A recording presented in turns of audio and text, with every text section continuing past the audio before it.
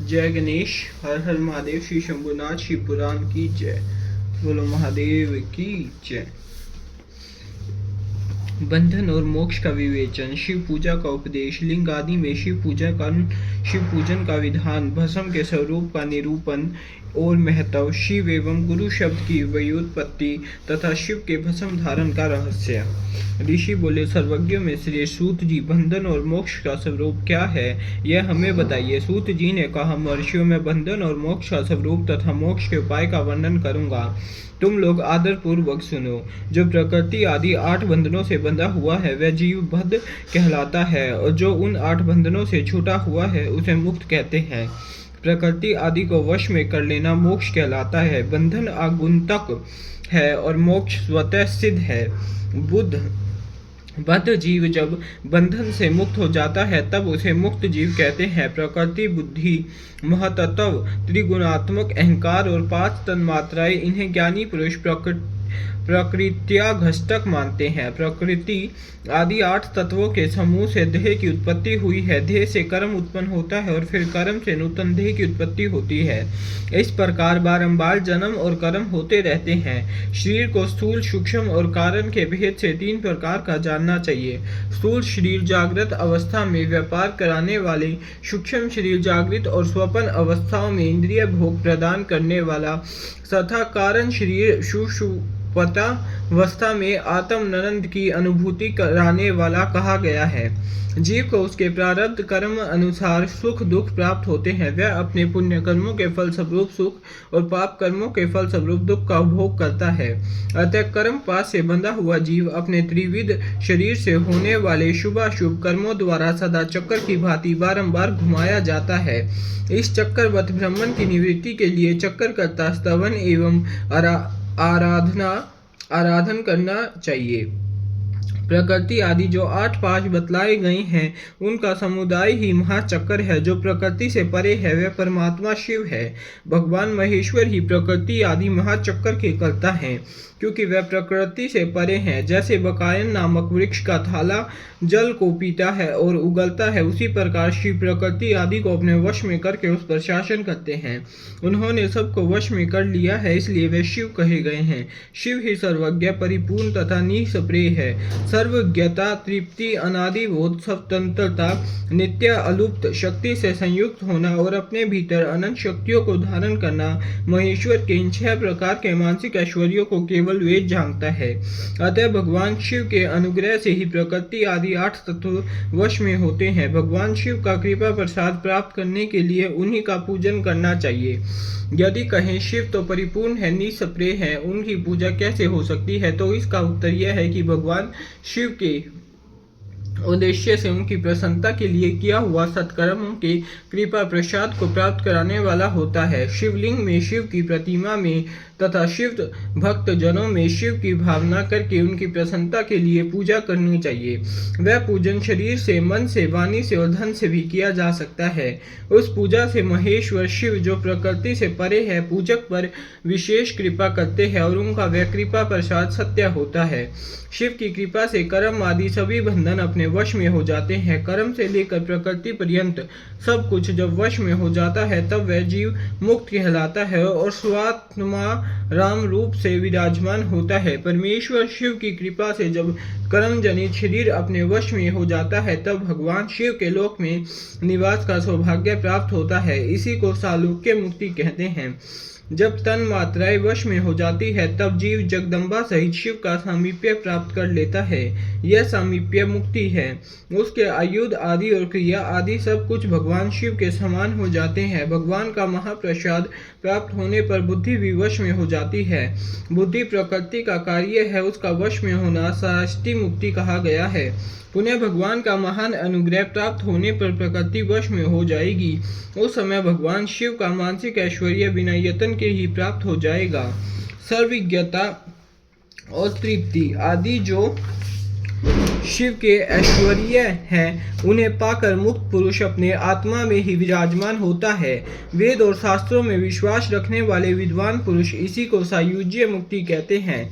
इस प्रकार लिंग आदि में शिव की पूजा करने क्रमशः मुक्ति स्वतः प्राप्त हो जाती है। इसलिए शिव का कृपा प्रसाद प्राप्त करने के लिए तथा संबंधी क्रिया आदि के द्वारा उन्हीं का पूजन करना चाहिए। शिव क्रिया, शिव तप, शिव मंत्र जप, शिव ज्ञान और शिव ध्यान के लिए सदा उत्तरोत्तर अभ्यास बढ़ाना चाहिए।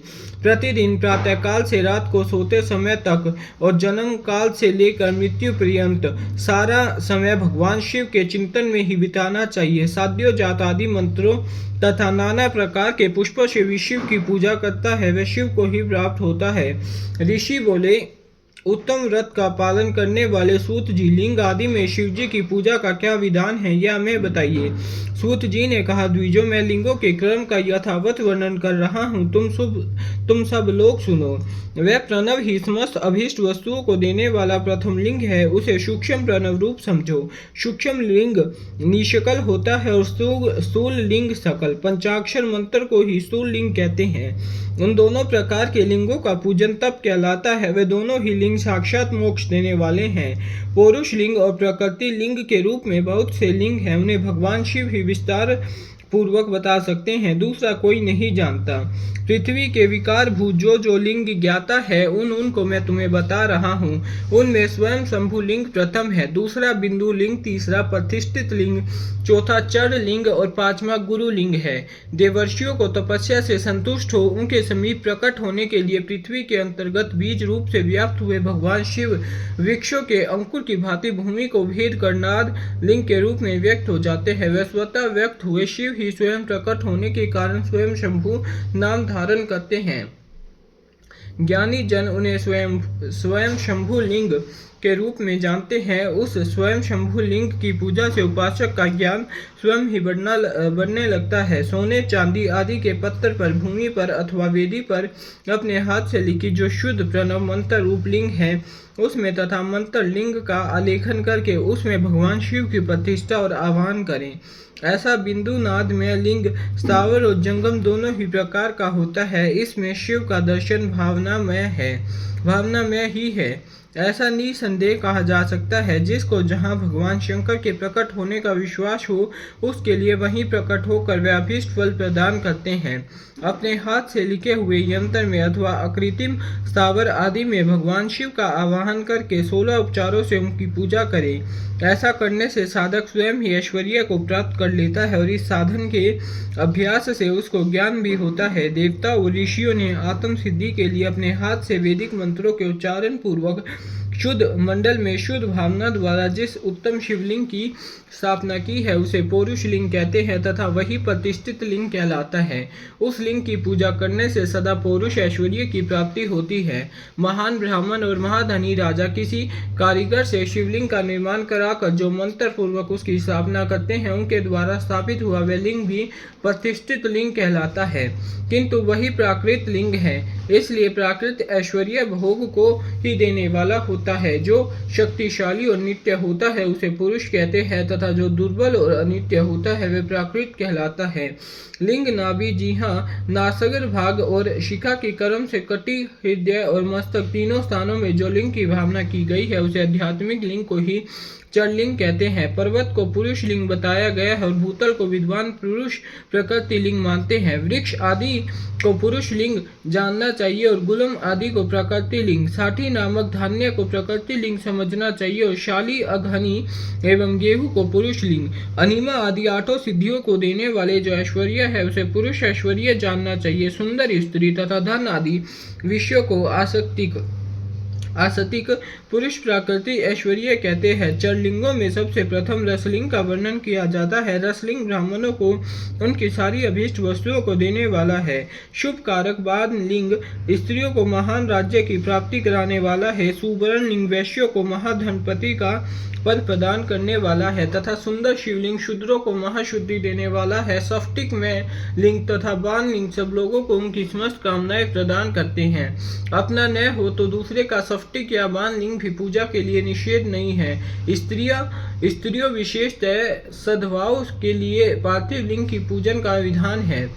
प्रवृत्ति मार्ग में स्थित विधवाओं के लिए स्फटिक लिंग की पूजा बताई गई है, परंतु विरक्त विधवाओं के लिए रसलिंग की पूजा को ही श्रेष्ठ कहा गया है। उत्तम व्रत का पालन करने वाले महर्षियों बचपन में, जवानी में और बुढ़ापे में भी शुद्ध स्फटिक में शिवलिंग का पूजन स्त्रियों को समस्त भोग प्रदान करने वाला है। गृहस्थ स्त्रियों के लिए पीठ पूजा भूतल पर संपूर्ण अभिष्ट को देने वाली है। प्रवृत्ति मार्ग में चलने वाले पुरुष उपात्र गुरु के सहयोग से ही समस्त पूजा कर्म संपन्न करें। इष्ट देव का अभिषेक करने के पश्चात अघनी के चावल से बने हुए खीर आदि पकवानों द्वारा नैवेद्य अर्पण करें। पूजा के अंत में शिवलिंग को संपुट में पधार कर घर के भीतर पृथक रख दे। जो निवृत्त मार्गी पुरुष हैं उनके लिए हाथ पर ही शिवलिंग पूजा का विधान है। उन्हें भिक्षा आदि से प्राप्त हुए अपने भोजन के ही नैवेद्य रूप में निवेदित करना चाहिए। निवृत्त पुरुष के लिए सूक्ष्म लिंग ही श्रेष्ठ बताया जाता है। वह विभूति के द्वारा पूजन करे और विभूति को ही नैवेद्य रूप से निवेदित भी करे। पूजा करके उस लिंग को सदा अपने मस्तक पर धारण करे। विभूति 3 प्रकार की बताई गई है: लोकाग्नि जनित, वेदाग्नि जनित और वेदाग्नि जनित और शिवाग्नि जनित। लोकाग्नि जनित या लौकिक भस्म को द्रव्यों की शुद्धि के लिए लाकर रखें। मिट्टी, लकड़ी और लोहे के पात्रों की, धान्यों की, तिल आदि द्रव्यों की, वस्त्र आदि की तथा पर्युषित वस्तुओं की भस्म से शुद्धि होती है। कुत्ते आदि से दूषित हुए पात्रों की भस्म से ही शुद्धि मानी गई है। वस्तु विशेष की शुद्धि के लिए यथा योग्य सजल अथवा निर्जल भस्म का उपयोग करना चाहिए। वेदाग्नि जनित जो भस्म है उसको उन वैदिक कर्मों के अंत में धारण करना चाहिए। मंत्र और क्रिया से जनित जो होम कर्म है वह अग्नि में भस्म का रूप धारण करता है। उस भस्म को धारण करने से वह कर्म आत्मा में आरोपित हो जाता है। अघोर मूर्तिधारी शिव का जो अपना मंत्र है उसे पढ़कर बेल की लकड़ी को जलाए। उस मंत्र से अभिमंत्रित अग्नि को शिवाग्नि कहा गया है। उसके द्वारा जले हुए काष्ठ का जो भस्म है वह शिवाग्नि जनित है। कपिला गाय के गोबर अथवा गाय मात्र के गोबर को तथा शमी, पीपल, पलाश, बड़, अमल, ताश और बेर इनकी लकड़ियों को शिवाग्नि से जलाएं। वह शुद्ध भस्म शिवाग्नि जनित माना गया है। अथवा कुश की अग्नि में शिव मंत्र के उच्चारण पूर्वक काष्ठ को जलाएं। फिर उस भस्म को कपड़े से अच्छी तरह छान कर नए घड़े में भर कर रख दे। उसे समय समय पर अपनी कांति या शोभा की वृद्धि के लिए धारण करे। ऐसा करने वाला पुरुष सम्मानित एवं पूजित होता है। पूर्व काल में भगवान शिव ने भस्म शब्द का ऐसा ही अर्थ प्रकट किया था।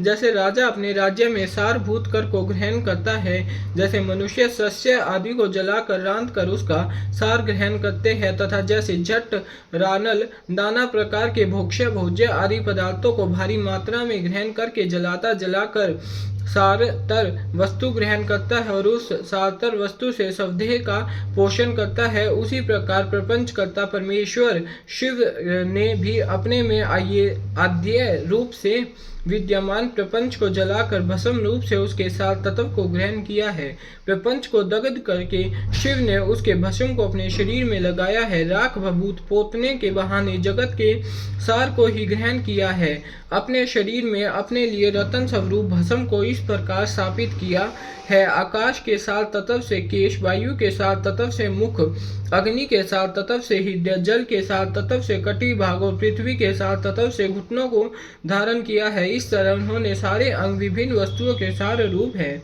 महेश्वर ने अपने ललाट में तिलक रूपी जो त्रिपुंड्र धारण किया है वह ब्रह्मा, विष्णु और रुद्र का सार तत्व है। वह इन सब वस्तुओं को जगत के अभ्युदय का हेतु मानते हैं। भगवान शिव ने ही प्रपंच के सारे सर्व सब को अपने वश में किया है, अतः इन्हें अपने वश में करने वाला दूसरा कोई नहीं है।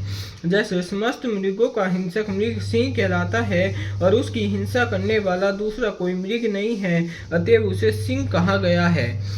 शकार का अर्थ है नित्य सुख एवं आनंद। इकार का अर्थ है पुरुष और वकार का अर्थ है अमृत स्तव स्वरूपा शक्ति। इन सब का सम्मिलित रूप ही शिव कहलाता है। अतः इस रूप में भगवान शिव को अपना आत्मा मानकर उनकी पूजा करनी चाहिए। अतः पहले अपने अंगों में भस्म मले, फिर ललाट में उत्तम त्रिपुंड धारण करे। पूजा काल में सजल भस्म का उपयोग होता है और द्रव्य शुद्धि के लिए निर्जल भस्म का। गुणातीत परम शिव राजस आदि सभी कार गुणों का अवरोध करते हैं, दूर हटाते हैं, इसलिए वे सबके गुरु रूप का आश्रय लेकर स्थित है। गुरु विश्वासी शिष्यों के तीन गुणों को पहले दूर करके फिर उन्हें शिव तत्व का बोध कराते हैं, इसलिए गुरु कहलाते हैं। गुरु की पूजा परमात्मा शिव की ही पूजा है। गुरु के उपयोग से बचा हुआ सारा पदार्थ आत्म शुद्धि कराने वाला होता है। गुरु की आज्ञा के बिना उपयोग में लाया हुआ सब कुछ वैसा ही है जैसे चोर चोरी करके लाई हुई वस्तु का उपयोग करता है। गुरु से भी विशेष ज्ञानवान पुरुष मिल जाए तो उसे भी यत्न पूर्वक गुरु बना लेना चाहिए। अज्ञानी रूप बंधन से छूटना ही जीव मात्र के लिए साध्य पुरुषार्थ है। अतः जो विशेष ज्ञानवान है वही जीव को उस बंधन से छुड़ा सकता है। जन्म और मरण रूप द्वंद्व को भगवान शिव की माया ने ही अर्पित किया है। जो इन दोनों शिव की माया को ही अर्पित कर देता है वह फिर शरीर के बंधन में नहीं पड़ता। जब तक शरीर रहता है तब तक जो क्रिया के अधीन है वह जीव बद्ध कहलाता है। स्थूल, सूक्ष्म और कारण तीनों शरीरों को वश में कर लेने पर जीव का मोक्ष हो जाता है, ऐसा ज्ञानी पुरुषों का कथन है। माया चक्कर के निर्माता भगवान शिव ही परम कारण है। वे अपनी माया के दिए हुए द्वंद्व का स्वयं ही परिमार्जन करते हैं। अतः शिव के द्वारा कल्पित हुआ द्वंद्व उन्हीं को समर्पित कर देना चाहिए। जो शिव की पूजा में तत्पर हो वे मौन रहे, सत्य आदि गुणों से संयुक्त हो तथा क्रिया, जप, तप, ज्ञान और ध्यान में से एक एक का अनुष्ठान करता रहे। ऐश्वर्य, दिव्य शरीर की प्राप्ति, ज्ञान का उदय, अज्ञान का निवारण और भगवान शिव के सामीप्य का लाभ, यह क्रमशः क्रिया आदि के फल है। निष्काम कर्म करने से अज्ञान का निवारण हो जाने के कारण शिव भक्त पुरुष उसके उद्योक्त फल को पाता है। शिव भक्त पुरुष देश, काल, शरीर और धन के अनुसार यथा योग्य क्रिया आदि का अनुष्ठान करे। न्यायोपार्जित उत्तम धन से निर्वाह करते हुए विद्वान पुरुष शिव के स्थान में निवास करें। जीव हिंसा आदि से रहित और अत्यंत कलेश शून्य जीवन बिताते हुए पंचाक्षर मंत्र के जप से अभिमंत्रित अन्न और जल को सुख स्वरूप माना गया है। अथवा कहते हैं कि दरिद्र पुरुष के लिए भिक्षा से प्राप्त हुआ अन्न ज्ञान देने वाला होता है। शिव भक्त को भिक्षान प्राप्त हो तो वह शिव भक्ति को बढ़ाता है। शिव योगी पुरुष भिक्षान को शंभु सत्र कहते हैं। जिस किसी भी उपाय से जहाँ कहीं भी भूतल पर शुद्ध अन्न का भोजन करते हुए सदा मौन भाव से रहे और अपने साधन का रहस्य किसी पर प्रकट न करे, भक्तों के समक्ष ही शिव के महात्मा को प्रकाशित करें। शिव मंत्र के रहस्य को भगवान शिव ही जानते हैं, दूसरा नहीं। अध्याय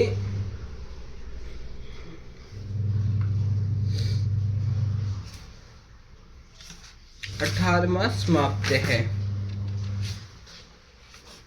बोलो भोलेनाथ की, हर हर महादेव की, शिव शंभुनाथ की जय।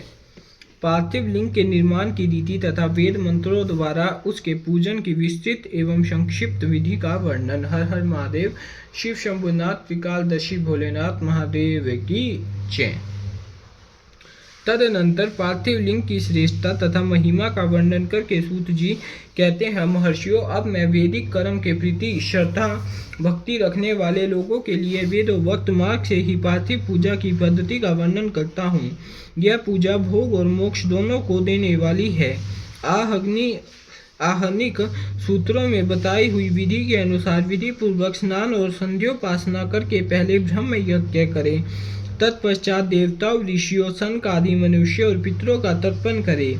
अपनी रुचि के अनुसार संपूर्ण नित्य कर्म को पूर्ण करके शिव स्मरण पूर्वक भस्म तथा रुद्राक्ष धारण करें। तत्पश्चात संपूर्ण मनोवांछित फल की सिद्धि के लिए ऊंची भक्ति भावना के साथ उत्तम पार्थिव लिंग की वेदोक्त विधि से भली भांति पूजा करें। नदी या तालाब के किनारे, पर्वत पर, वन में, शिवालय में अथवा किसी पवित्र स्नान में पार्थिव पूजा करने का विधान है। ब्राह्मणों शुद्ध स्थान से निकली हुई मिट्टी को यत्न पूर्वक लाकर बड़ी सावधानी के साथ शिवलिंग का निर्माण करें।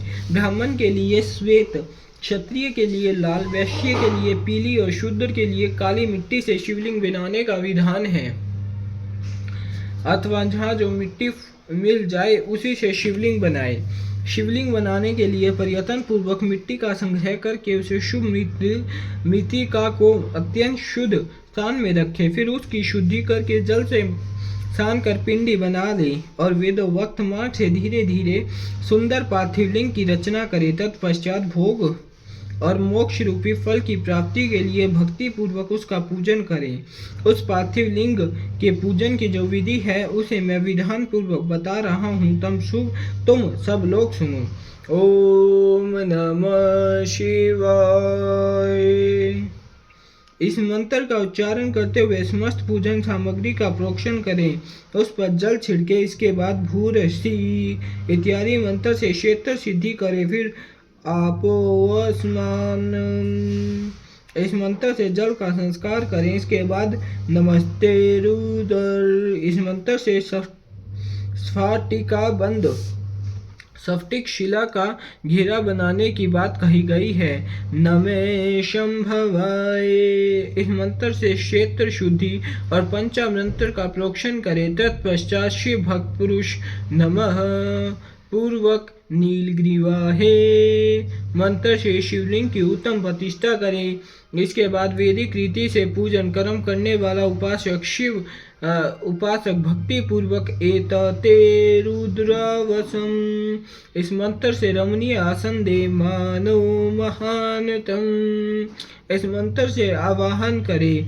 या ते रुद्र इस मंत्र से भगवान शिव को आसन पर समासीन करे।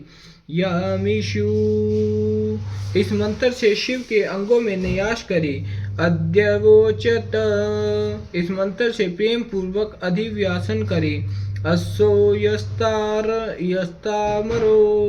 इस मंत्र से शिवलिंग में इष्ट देवता शिव का न्यास करे। अस्सो योगवस्पति इस मंत्र से उपसर्पण देवता के समीप गमन करें। इसके बाद नमोस्तु नीलग्रीवायम इस मंत्र से इष्ट देव को पाद्य समर्पित करें। रुद्र गायत्री से अद्य दे।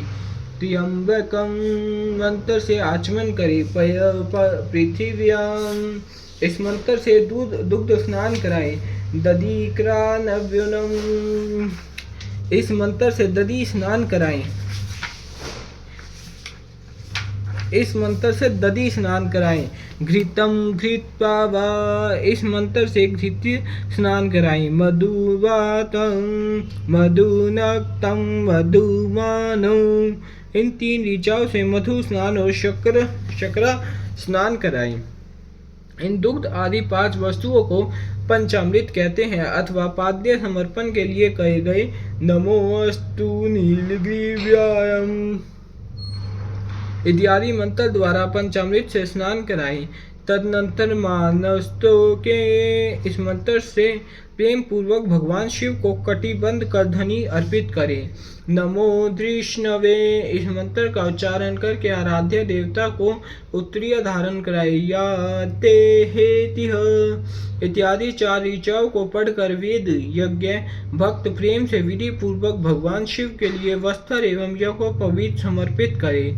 इसके बाद नमः स्वयंभ्य इत्यादि मंत्र को पढ़कर शुद्ध बुद्धि वाला भक्त पुरुष भगवान को प्रेम पूर्वक गंध सुगंधित चंदन एवं रोली चढ़ाई। नमस्तक्षभ्यो इस मंत्र से अक्षय अर्पित करे। नमः प्रियाय इस मंत्र से फूल चढ़ाए। नमः प्रणाय इस मंत्र से बिलपत्र समर्पण करे। नमे कपर्दिने च इत्यादि मंत्र से विधि पूर्वक धूप दे। नमे आशवे इस ऋचा से शास्त्रोक्त विधि के अनुसार दीप निवेदन करे। तत्पश्चात हाथ धोकर नमो ज्येष्ठाय इस मंत्र से उत्तम निवेद्य अर्पित करे। फिर पूर्वोक्त त्र्यंबक मंत्र से आचमन कराएं। ईमा रुद्राय इस ऋचा से फल समर्पण करे। फिर नमो वज्राय इस मंत्र से भगवान शिव को अपना सब कुछ समर्पित कर दे। तदनंतर मानो महांतम तथा मानस्तों के इन पूर्वोक्त 2 मंत्रों द्वारा केवल अक्षतों से 11 रुद्रों का पूजन करें। फिर हिरण्यगर्भ इत्यादि मंत्रों से जो 3 ऋचाओं के रूप में पठित है दक्षिणा चढ़ाई। देवस्यत्वा इस मंत्र से विद्वान पुरुष आराध्य देव का अभिषेक करे। दीप के लिए बताए हुए नमे आशवे इत्यादि मंत्र से भगवान शिव की निराजना आरती करे। तत्पश्चात ईमा रुद्राय इत्यादि 3 ऋचाओं से भक्ति पूर्वक रुद्रदेव को पुष्पांजलि अर्पित करे। मानो महानतम इस मंत्र से विज्ञ उपासक पूजनीय देवता की परिक्रमा करे। फिर उत्तम बुद्धि वाला उपासक मानस्तों के इस मंत्र से भगवान को साष्टांग प्रणाम करे। ऐशते इस मंत्र से शिव मुद्रा का प्रदर्शन करें। यतो यत है इस मंत्र से अभय नामक मुद्रा का त्र्यंबकम मंत्र से ज्ञान नामक मुद्रा का तथा नमेशेना इत्यादि मंत्र से महामुद्रा का प्रदर्शन करें। नमो गोव्यम इस ऋचा द्वारा धेनु मुद्रा दिखाएं। इस तरह 5 मुद्राओं का प्रदर्शन करके शिव संबंधी मंत्रों का जप करें अथवा वेद यज्ञ पुरुष शतरुद्रीय मंत्र की आवृत्ति करें। तत्पश्चात वेदज्ञ पुरुष पंचांग पाठ करें। तदनंतर देवगातु इत्यादि मंत्र से भगवान शंकर का विसर्जन करें। इस प्रकार शिव पूजा की वैदिक विधि का विस्तार से प्रतिपादन किया गया। महर्षियों, अब संक्षेप से भी पार्थिव पूजन की वैदिक विधि का वर्णन सुनो। सद्योजातम इस ऋचा से पार्थिव लिंग बनाने के लिए मिट्टी ले आए। वामदेवा इत्यादि मंत्र पढ़कर उसमें जल डालें।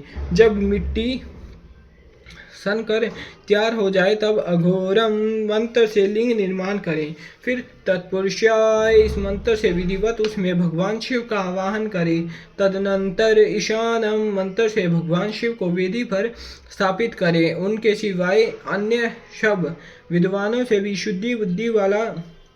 विद्वानों को शुद्ध बुद्धि वाला उपासक संक्षेप से ही संपन्न करें। इसके बाद विद्वान पुरुष पंचाक्षर मंत्र से अथवा गुरु के दिए हुए अन्य किसी शिव संबंधी मंत्र से 16 उपचारों द्वारा विधिवत पूजन करें अथवा भवाय भवनाशाय महादेवाय धीमहि उग्राय उग्रनाशाय सर्वाय शशिमौलिने हर हर महादेव शिव शंभुनाथ त्रिकालदर्शी भोले भोलेनाथ। इस मंत्र द्वारा विद्वान उपासक भगवान शंकर की पूजा करें।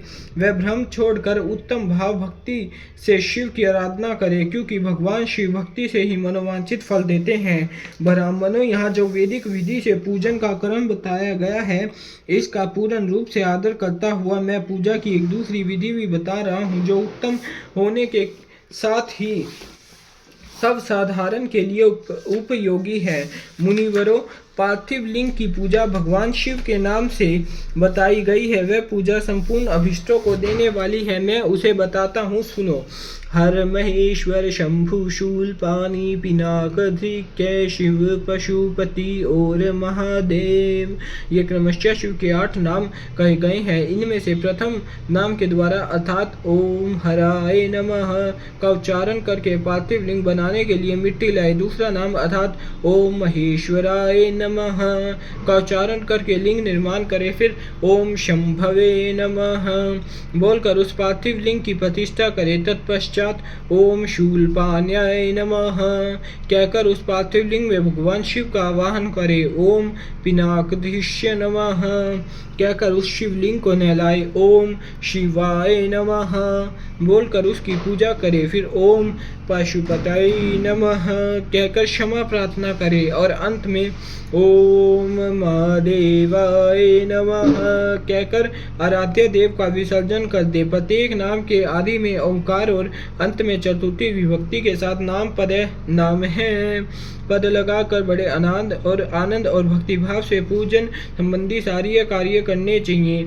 षडक्षर मंत्र से अंगन्यास और करन्यास की विधि भली भांति संपन्न करके फिर नीचे लिखे अनुसार ध्यान करें, जो कैलाश पर्वत पर एक सुंदर सिंहासन के मध्य भाग में विराजमान है, जिनके वाम भाग में भगवती उमा उनसे सटकर बैठी हुई है।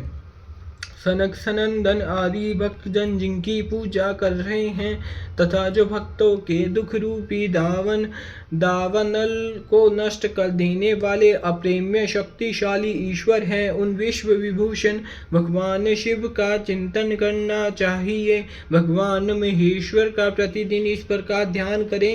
उनकी अंग कांति चांदी के पर्वत की भांति गौर है। वे अपने मस्तक पर मनोहर चंद्रमा का मुकुट धारण करते हैं। रत्नों के आभूषण धारण करने से उनका श्री अंग और भी उद्भासित हो उठा है।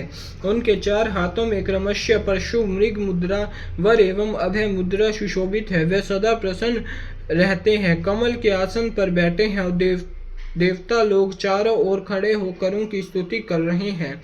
उन्होंने वस्त्र की जगह व्याघ्र चर्म धारण कर रखा है। वे इस विश्व आदि के बीज कारण रूप हैं तथा सबका समस्त भय हर लेने वाले हैं। उनके 5 मुख है और प्रत्येक मुखमंडल में 3-3 नेत्र हैं। इस प्रकार ध्यान तथा उत्तम पार्थिव लिंग का पूजन करके गुरु के लिए हुए पंचाक्षर मंत्र का विधि पूर्वक जप करे। विप्रवरों विद्वानों पुरुष को चाहिए कि वेदवेश्वर शिव को प्रणाम करके नाना प्रकार की स्तुतियों द्वारा उनका स्तवन करे तथा शतरुद्रीय यजु 16वें अध्याय के मंत्रों का पाठ करे। तत्पश्चात अंजलि में अक्षत और फूल लेकर उत्तम भक्ति भाव से नामांकित मंत्रों को पढ़ते हुए प्रेम और प्रसन्नता के साथ भगवान शंकर से इस प्रकार प्रार्थना करें। सबको सुख देने वाले कृपा निधान भूतनाथ शिव, मैं आपका हूँ। आपके गुणों में ही मेरे प्राण बसते हैं अथवा आपके गुण ही मेरे प्राण और मेरे जीवन सर्वस्व है। मेरा चित्त सदा आपके ही चिंतन में लगा हुआ है, यह जानकर मुझ पर प्रसन्न होइए। कृपा कीजिए शंकर, मैंने अनजाने में अथवा जानबूझकर यदि कभी आपका जप और पूजन आदि किया हो तो आपकी कृपा से वे सफल हो जाए। गौरीनाथ, मैं आधुनिक युग का महान पापी हूँ, पतित हूँ और आप सदा से ही परम महान पतितवान हैं। इस बात का विचार करके आप जैसा चाहें वैसा करें। महादेव, सदाशिव, वेदों पुराणों नाना प्रकार के शास्त्रीय सिद्धांतों और विभिन्न महर्षियों ने भी अब तक आपको पूर्ण रूप से नहीं जाना, फिर मैं कैसे जान सकता हूँ। महेश्वर, मैं जैसा हूँ वैसा ही उसी रूप में संपूर्ण भाव से आपका हूँ, आपके आश्रित हूँ, इसलिए आपसे रक्षा पाने के योग्य हूँ। परमेश्वर, आप मुझ पर प्रसन्न होइए। मुने इस प्रकार प्रार्थना करके हाथ में लिए हुए अक्षत और पुष्प को भगवान शिव के ऊपर चढ़ाकर उन शंभुदेव को भक्ति भाव से विधि पूर्वक साष्टांग प्रणाम करे। तदनंतर शुद्ध बुद्धि वाला उपासक शास्त्रोक्त विधि से इष्ट देव की परिक्रमा करे। फिर श्रद्धा पूर्वक स्तुतियों द्वारा देवेश्वर शिव की स्तुति करे। इसके बाद गला बजाकर गले से अव्यक्त शब्द का उच्चारण करे। पवित्र एवं विनीत चित्त वाला साधक भगवान को प्रणाम करे। फिर आदर पूर्वक यज्ञपति करे और उसके बाद विसर्जन। मुनिवरों, इस प्रकार विधि पूर्वक पार्थिव पूजा बताई गई है। वह भोग और मोक्ष देने वाली तथा भगवान शिव के प्रति भक्तिभाव को बढ़ाने वाली है। अध्याय 19 में से 20वां समाप्त है। हर हर महादेव शिव शंभुनाथ, त्रिकालदर्शी भोले भोलेनाथ महादेव की जय। जय हो भोलेनाथ, जय हो शिव पुराण, जय हो जय हो जय।